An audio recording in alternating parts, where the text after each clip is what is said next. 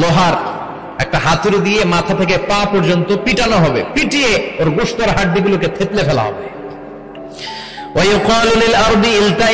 কবরের দুই পাশের মাটিরে বলা হবে এবার দুই দিক থেকে তোরা চাপ দে।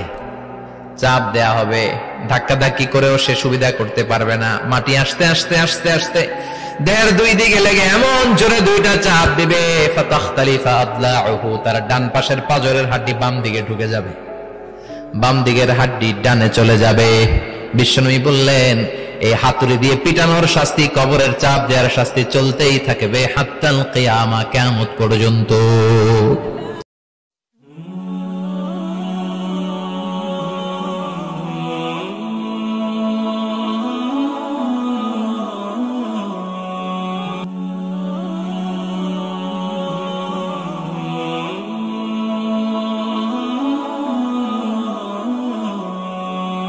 প্রতিটা রুহু, প্রতিটা মানুষ মালাকুল মাউতকে দেখতে পায়। আপনিও দেখবেন, আমিও দেখব। মুমিনদের কাছে এসে মালাকুল মাউত একজন যুবকের বেশে সাদা ধবধবে জুব্বা পরে সুগন্ধি মেখে মুমূর্ষু ব্যক্তির শিয়রে বসে বসে বলে, ইয়া আইয়াতুহান নাফসুল মুতমাইন্না, হে প্রশান্ত আত্মা, উখরুজি ইলা মাগফিরাতিল্লাহি ওয়া রিদওয়ানি, আল্লাহর ক্ষমা আর দয়ার দিকে বের হয়ে আসো। বলা মাত্রই মুমিনের আত্মাটা স্মুথলি বের হয়ে আসে। কাফান মিন আকফানিল জান্নাহ, হানুত মিন হানুতিল জান্নাহ, জান্নাত থেকে আনা সুগন্ধি কাফনের মধ্যে পেঁচিয়ে তিনি রূহটাকে নিয়ে ইল্লিনে চলে যায়। সরাসরি দেখে মালাকুল মাউতকে। আর যারা ইসলাম বিরোধী, কোরআন বিরোধী, তাদের সামনে এসে মালাকুল মাউত ত্রাস সৃষ্টি করে। আগে ধমক। হাইওয়েতে মাঝে মাঝে ডাকাতি হয় না? বাসগুলোর মধ্যে যখন ডাকাতি হয়, বাসে থাকে 50 জন, ডাকাত ঢুকে 5 জন, এই 5 জনের ভয়ে সবগুলো পেশাব করে দেয়। কারণ ত্রাস সৃষ্টি করে। এসেই চাইনিজ কুড়াল দিয়ে আগে কুবায় দেয় 4-5 জনের। রক্ত দেখে কি দেওয়ার সব আগে রেডি করে রাখে। মালাকুল মাউত এসে কাফের, নাস্তিক, মুশরিকদের সামনে সেরকম একটা ত্রাস সৃষ্টি করে। ভয়ে লোকটা কাঁপতে থাকে। ওর কাছে ভদ্র ভাষায় কথা বলে না, সুন্দর জামা পরে আসে না, কালো কুচকুচে চেহারা, ভয়ঙ্কর একটা রূপ নিয়ে, আকৃতি নিয়ে ইসলাম বিরোধীদের মাথার সামনে আসে। দুর্গন্ধযুক্ত চেহারার দেহ নিয়ে ধমক দিয়ে বলে, ও পাপাত্তা, ইয়া আইয়াতুহান নাফসুল খাবিসা উখরুজি ইলা গাদাবিল্লাহ, হে পাপাত্তা, আল্লাহর রাগ, ক্রোধ আর গজবের দিকে বের হয়ে আয়। মুমিনের আত্মা বলার সাথে সাথে যেমনি মুমিনের দেহ থেকে বের হয়ে জান্নাতি কাফনের ভেতরে ঢুকে, কাফেরদের আত্মাও কি এরকম তাড়াতাড়ি বেরোতে চায় নাকি? কাফেরদের আত্মা বেরোতে চায় না। ডানে দৌড়, বায়ে দৌড়, সামনে দৌড়, পেছনে দৌড়, আহা, দৌড়াদৌড়ি করে। মালাকুল মাউত এটাকে টেনে হিচড়ে, একটা জীবিত ছাগলকে জবাই না করে তার চামড়া উল্টার দিকে টেনে হিচড়ে বের করলে ছাগলটা যত কষ্ট পায়, এর চেয়ে কমসে কম 70 গুণ বেশি কষ্ট দিয়ে কাফের, মুশরিক আর গাদ্দারদের রূহ কবজ করা হয়। আল্লাহ এই পরিস্থিতি থেকে তুমি আমাদের বাঁচাও। মুমিনদের রূহ যেমনি কবজ হয়, ওইভাবে রূহ কবজের ব্যবস্থা করে দিও। ঈমানের মৃত্যু নসিব করে দিও, শাহিদি মৃত্যু নসিব করে দিও। আমাকে শহীদ করে সেই মিছিলে শামিল করে নিও, যে মিছিলের নেতা মীর হামজা, খুবাইবে খাব্বাব, আল্লাহর কাছে ছিল অতি প্রিয়, শামিল করে নিও। আমাকে শহীদ করে সেই মিছিলে শামিল করে নিও। পড়েন আমিন। আর জোরে পড়েন আমিন।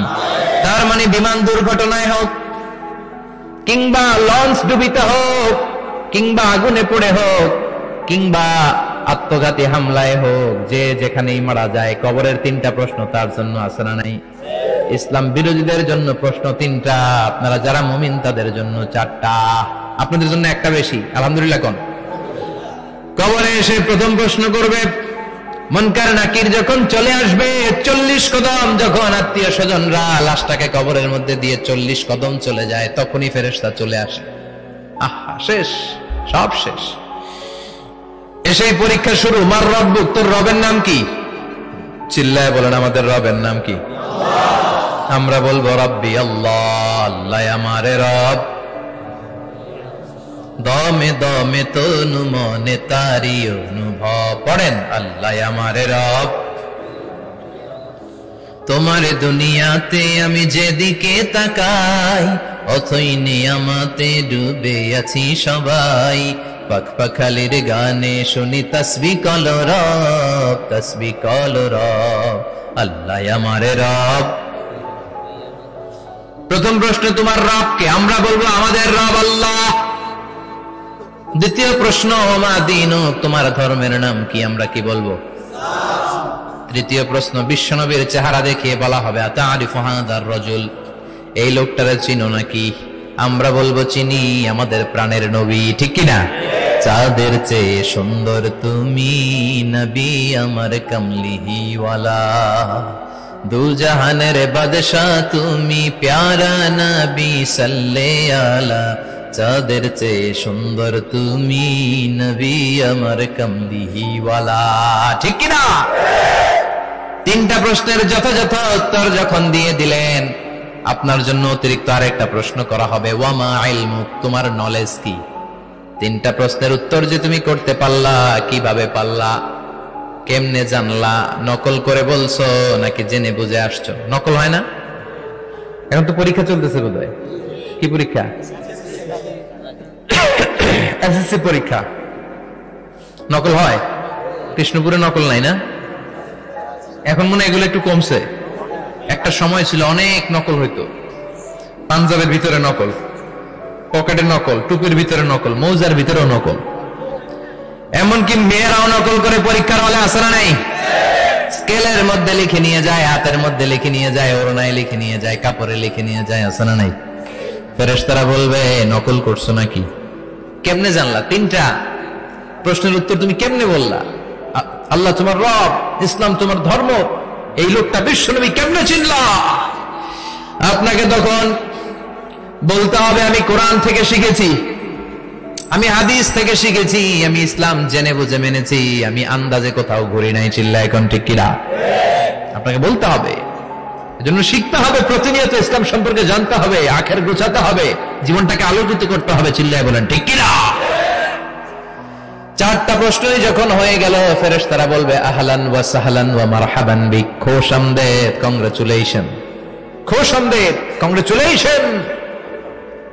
সব প্রশ্নের উত্তর তুমি পেরেছো। ফায়ুফসাহু লাহু কবরুহু ৭০ যিরান, আপনার কবরটারে ৭০ হাত লম্বা করে দেয়া হবে। ওয়া ইফতাহু লাহু বাবুন ইলাল জান্নাহ, আপনার কবর থেকে জান্নাতের দিকে দরজা খুলে দেয়া হবে। ওয়া ইলবাসু মিন লিবাসি আহলিল জান্নাহ, জান্নাতের দুইটা রেশমি কাপড়ের পোশাক এনে আপনারে পরিয়ে দেয়া হবে। আর বলা হবে নাম কানাও মিলা আরুস, ঘুমাও, sleep, you should get some sleep now, তোমাকে লম্বা সময় পাড়ে দিতে হবে, ঘুমাও। কানাও মিলা আরুস, যেমনি বর বাসর রাতে আরামসে ঘুম দেয়, বাসর রাতে যেমনি বর কনেকে নিয়ে মধুর ঘুম দেয়, তুমিও ঘুমাও, কেউ তোমার ঘুম ভাঙবে না। মালাক ইসরাফিলের কিয়ামতের জন্য ইসরাফিলের সিংহায় যে ফুৎকার আছে, ওই ফুৎকার ছাড়া কোনো কিছুই তোমার ঘুম ভাঙাতে পারবে না। আলহামদুলিল্লাহ পড়েন। আল্লাহ আমরাও যেন চারটা প্রশ্নের উত্তর দিয়ে লম্বা একটা ঘুম দিতে পারি, পড়ে না আমিন।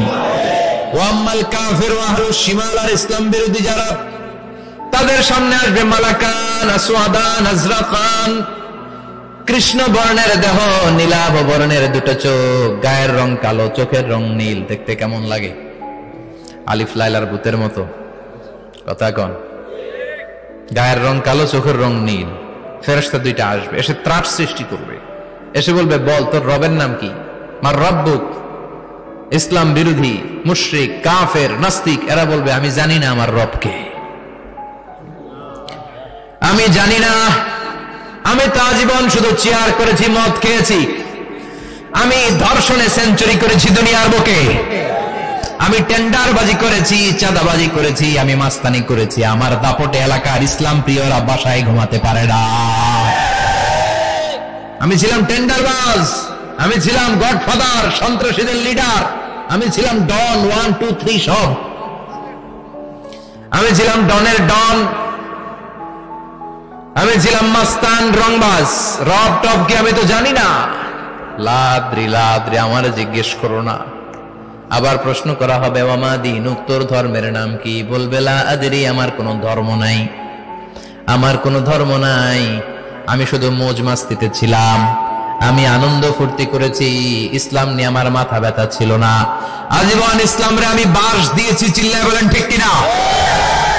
ইসলাম বিরোধীদের সাথে ছিল আমার চলাফেরা, আমার সব সাঙ্গপাঙ্গ ছিল গুন্ডা বদমাশ ইসলাম বিরোধী। রব কি, ইসলাম কি, এগুলো আমি জানি না। আমার এগুলো জিজ্ঞেস করো কেন? ধর্ম কি আমি জানি না, আমি কিচ্ছু মনে করতে পারছি না।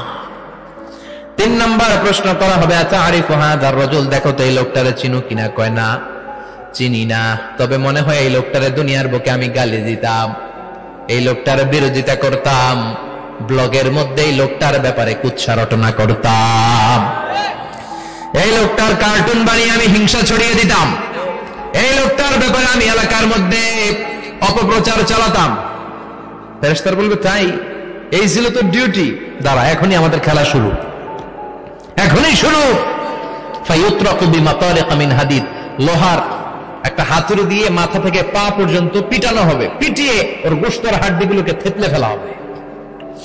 ওয়ায়ুকালু লিল আরদি ইলতাইমি, কবরের দুই পাশের মাটিরে বলা হবে এবার দুই দিক থেকে তোরা চাপ দে, চাপ দেয়া হবে, ধাক্কা ধাক্কি করেও সে সুবিধা করতে পারবে না, মাটি আস্তে আস্তে আস্তে আস্তে দেহের দুই দিকে লেগে এমন জোরে দুইটা চাপ দিবে, ফাতাখতালিফা আদলাউহু, তার ডান পাশের পাজরের হাড্ডি বাম দিকে ঢুকে যাবে, বাম দিকের হাড্ডি ডানে চলে যাবে।